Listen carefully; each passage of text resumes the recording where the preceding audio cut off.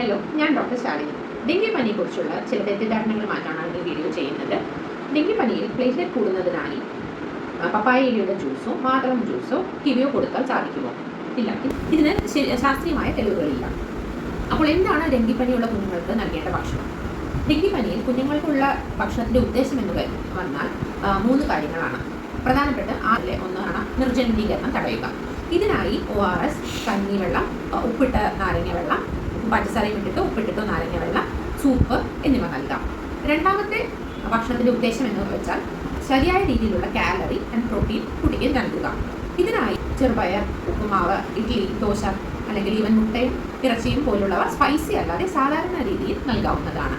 മൂന്നാമത്തെ ഉദ്ദേശം വിറ്റാമിൻസിൻ്റെ സപ്ലിമെൻറ്റേഷൻ, അതായത് ശരിയായ രീതിയിൽ സമീകൃതമായ ആഹാരം മൂലം വൈറസിനെയും അത് മൂലമുണ്ടാകുന്ന പ്രശ്നങ്ങളെ ഫൈറ്റ് ചെയ്യാനായി. ഇതിനായി പഴങ്ങളും പച്ചക്കറികളും നിറഞ്ഞ ഭക്ഷണം നൽകാം. അവോയ്ഡ് ചെയ്യേണ്ടവ എന്നാൽ സ്പൈസി ആയിട്ടുള്ള ഫുഡ്, ഓവർ ഫീഡിങ്ങുമാണ്. കുഞ്ഞുങ്ങൾക്ക് വിശപ്പ് സാധാരണ ഉണ്ടാകാറില്ല. അതിനാൽ തന്നെ കുറഞ്ഞ അളവിൽ പല പ്രാവശ്യമായി ഭക്ഷണം നൽകാം. വളരെ ചെറിയ കുഞ്ഞുങ്ങളാണെങ്കിൽ മുലപ്പാൽ കൊടുക്കുന്നത് കണ്ടിന്യൂ ചെയ്യുകയും ആവാം. ഡെങ്കിപ്പനിക്കായി ഒരു പ്രത്യേക ഭക്ഷണ രീതിയില്ല.